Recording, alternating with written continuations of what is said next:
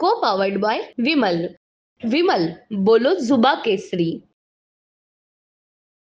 काँग्रेसचे नेते आणि राज्याचे विरोधी पक्षनेते विजय वडेट्टीवार सर आपल्या सोबत आहेत. सर, सगळे खासदार आज मुंबईमध्ये होते. सगळ्या खासदारांचा सत्कार तुम्ही केलेला आहे. सगळ्या खासदारांची एक बैठक सुद्धा बोलावण्यात आलेली आहे. पुन्हा एक उद्या दिल्लीमध्ये महत्त्वाची बैठक होणार आहे. त्या बैठकीचा काय अजेंडा असणार आहे आणि कशा पद्धतीचं पुढची रणनीती असणार आहे? नाही, उद्या दिल्लीतली बैठक आमच्या हायकमांडनी बोलवलेली बैठक आहे. ऑल इंडिया काँग्रेस कमिटीचे अध्यक्ष आमचे नेते आपले मल्लिकार्जुन खरगे साहेब, आमचे नेते राहुलजी आणि मॅडम सोनियाजी असे दिल्लीतील वरिष्ठ नेते त्या बैठकीला उपस्थित राहणार आहे. त्यांचं मार्गदर्शन नवनियुक्त खासदारांना होणार आहे. त्याबरोबर राज्यातीलही आमच्या प्रमुख नेत्यांना त्यांनी बोलवलेलं आहे. मला वाटतं की पहिल्यांदा निवडून आल्यानंतर ते एक नेहमीची औपचारिकता असते त्यासाठी ती बैठक आयोजित केली आणि त्यानंतर कदाचित मग उद्या CWCची सुद्धा बैठक आहे सकाळी 11 वाजता आणि त्यानंतर हा कार्यक्रम आहे. या कार्यक्रमामध्ये सगळ्यांची ओळख आणि नवनियुक्त खासदारांचं अभिनंदन एवढाच विषय असावा. मला या पलीकडचा काही विषय दिसत नाही.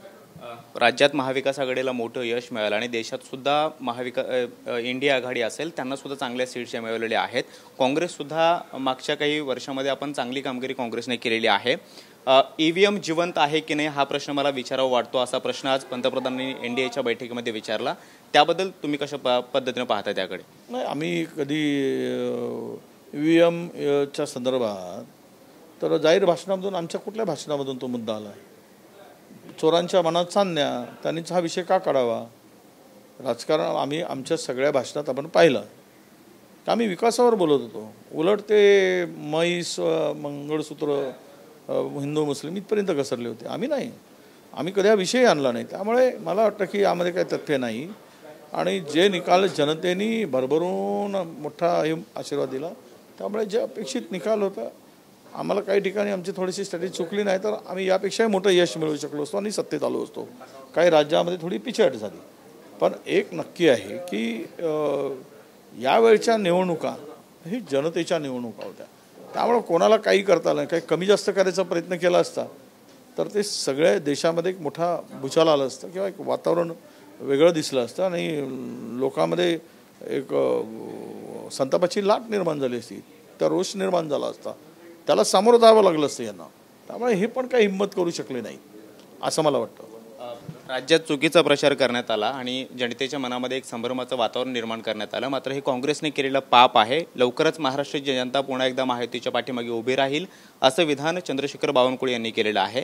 त्याकडे कसं पाहताय? त्याचबरोबर शिवसेनेचे काही नेते असतील, शिंदे गटाचे, ते सुद्धा वारंवार धार्मिक मुद्द्यांच्या आधारे बोलत आहेत की महाविकास आघाडीच्या माध्यमातून कुठेतरी जनतेच्या मनामध्ये एक संभ्रमाचं वातावरण तयार करण्यात आलं आणि मुस्लिम मतदारांना आपल्याकडे खेचून घेण्याचा प्रयत्न महाविकास आघाडीने केला. असे एक स्पष्ट आहे, 10 वर्ष केलेल्या पापाचं प्रायश्चित्त जनतेला दिल्यानंतर दुसऱ्याकडे पाप म्हणजे दुसऱ्यांच्याकडे केलेलं पाप म्हणून पापाच्या नजरेतून बघायचं हे अपयश झाकण्यासाठी केविलवाना प्रयत्न आहे. त्यांना माहीत आहे की भाषणाची सुरुवात या देशामध्ये त्याला धर्मांध स्वरूप कोणी आणलं आणि मताचं पोलरायझेशन करण्यासाठी, ध्रुवीकरण करण्यासाठी धार्मिक मुद्दे कोणी उपस्थित केलेत हे सगळं माहीत आहे. त्यांच्या खासदारांनी कुठले मुद्दे मांडले? 4 खासदार ज्यावेळेस 400 पार इसलिए चाहिए की हमें संविधान बदलना हे कोणी मांडलं आहेत आणि लोकांनी ही निवडणूक या देशाच्या संविधानाच्या रक्षणासाठी हाती घेतली. परंतु 10 वर्षाच्या विकासावर चर्चा होणे अपेक्षित असताना हिंदू मुस्लिम, राम मंदिर तोड़ देंगे, मंगलसूत्र चुरा के लेंगे, 2 भैंसों में से 1 भैंस लेके जाएंगे हे वगैरे आणि त्या नकली पुत्र, नकली सेना, भटकता आत्मा हे कोणी म्हटलं? हे जरा माहिती घ्या आणि बोला पाप कोणी केलं. तुम्ही केलेल्या पापाचं शेतकऱ्याला उद्ध्वस्त केलं, तुम्ही ते पाप मोठं केलं. 2 लाख शेतकरी 10 वर्षामध्ये आत्महत्या केल्यात. या देशातील बेरोजगारांना देशोधडी लावलात. या देशातील शेतकऱ्यांना तुम्ही देशोधडी लावलात. त्यांच्या शेतमालाला भाव मिळत नाही. महागाईनी मध्यमवर्गीय आणि गरीब लोकांचं कमरडं मोडलात. डिझेल पेट्रोलचे भाव वाढवून पैसे गोळा केलेत तुम्ही सरकारच्या तिजोरीत. ते पैसे अदानी आणि अंबानीला वापरलात. हे देशातील लोकांनी बघितलं आहे. काला धन लावूंगा तर कुठे गेला आहे तर दिसला नाही.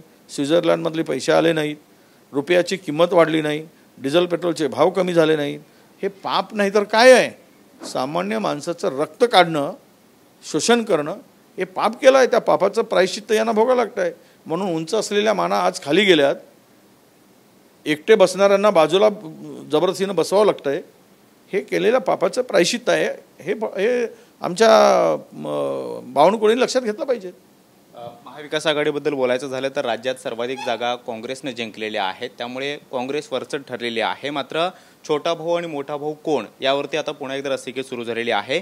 विधानसभेचं चित्र कशा पद्धतीनं असेल, कारण संजय राऊत म्हणतायत की कुणीही छोटा मोठा नाहीये, जेवढ्या जागा जास्त असतील त्यांचीच इथं सत्ता किंवा त्यांचाच मुख्यमंत्री किंवा तशा पद्धतीचे दावे केले जाऊ शकतात. नाही, या संदर्भातली भूमिका आमचे प्रभारी चनिताला साहेबांनी मांडलेली आहे. आज त्यांच्या विचारामध्ये आम्ही सगळ्यांच्या एकीचं बळ आहे, सगळ्यांच्या ताकदीमुळे या निवडणुकामध्ये आम्ही जिंकू शकलो आणि यश मिळालं. एकमेकाला सगळ्यांची साथ मिळाली, आमची त्यांना मिळाली, त्यांची आम्हाला मिळाली. आणि कार्यकर्त्यांनी म्हणजे जिल्हा स्तरावरच्या, तालुका स्तरावरचे काँग्रेसचे कार्यकर्ते, महाविकास आघाडीचे कार्यकर्ते एकामेकाच्या हातात हात घेऊन उभे झाले. त्यामुळे हे बळ मिळालं. आणि म्हणूनच छोट्यापासून मोठ्यापर्यंत सगळ्यांची एकमेकाला गरज असते, ती गरज एकमेकाला मिळाली आणि हे यश मिळालं असं मला वाटतं. सांगलीच्या जागेबद्दल बोलायचं झालं तर अपक्ष खासदार विशाल पाटील हे सुद्धा आता यांनी सुद्धा काँग्रेसला पाठिंबा दिलेला आहे. मात्र सांगलीच्या जागेवरून जे निवडणुकीच्या आधी जे काही रस्सीखेच होती किंवा दोन पक्षामध्ये जे काही मतभेद होते ते आता कशा पद्धतीने दूर होणार आहेत? कारण विशाल पाटील आता काँग्रेसच्या वरिष्ठ मतभेद अजिबात नव्हते, हे चालायचं. अनेक वेळा अशा गोष्टी झालेल्या आहेत. मतभेद आहेत, नाहीत आणि होतेही नाही आणि होणारही नाही. कारण आम्ही सगळ्यांनी मिळून या देशातली सत्ता परिवर्तन असेल किंवा राज्यातल्या सत्ता परिवर्तनासाठी महाविकास आघाडी म्हणूनच लढणं, आम्ही एकत्र राहू. आणि जो विषय होता तो विषयावर आता विषय संपला आहे. निवडणुका संपल्या आहेत त्या लोकसभेच्या, आणि ज्या परिस्थितीमध्ये ते उभे झालेत त्यांनी त्या निवडणुकीमध्ये यश मिळवलं. तर आमचा उदयनमुख नेता, आमचा नवीन नेता, तरुण नेता जो एक मेहनत करतो आहे त्याच्यावर त्याचं खापर फोडण्याचं काम झालं. परंतु लोकांनी ठरवलं होतं की आपल्या विशाल पाटील हे त्या भागाचे खासदार व्हावेत आणि लोकांनी त्यांना खासदार केलं आहे. ज्यावेळेस लोक ठरवतात की महाविकास आघाडीला पुढे न्यायचं, तर ते लोकांनी ठरवलं होतं.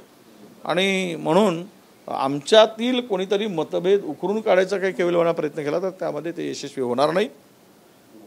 एका दुसऱ्या जागेवरून आम्ही आमच्यामध्ये गैरसमज निर्माण करून घेणार नाही. कोई मोठा नहीं ना कोई छोटा नहीं, सब मिलकर साथ में चलेंगे, आगे बढ़ेंगे आणि महाराष्ट्राची सत्ता खेचून आणू. महाविकास आघाडीला लोकसभेला मिळालेलं यश पाहता विधानसभेची निवडणूक कशा पद्धतीने असू शकते? महाविकास आघाडीचं चित्र विधानसभेचं काय असेल? विधानसभेमध्ये महाविकास आघाडी सत्तेत आलेली दिसेल. हे पुढच्या काळामध्ये तुम्ही जवळून बघा. धन्यवाद सर. आपण पाहतो की विजय वडेट्टीवार सर आपल्यासोबत होते आणि लोकसभेला आता यश मिळालेलं आहे, मात्र विधानसभेला सुद्धा आम्हाला यश मिळेल आणि सत्तेत विधानसभेला महाविकास आघाडीची येईल असं सुद्धा विश्वास त्यांनी व्यक्त केलेला आहे. व्हिडिओ संतोष सोबत कृष्ण सोनारकर, TV9 मराठी, मुंबई. को पावर्ड बाय विमल. विमल बोलो जुबा केसरी.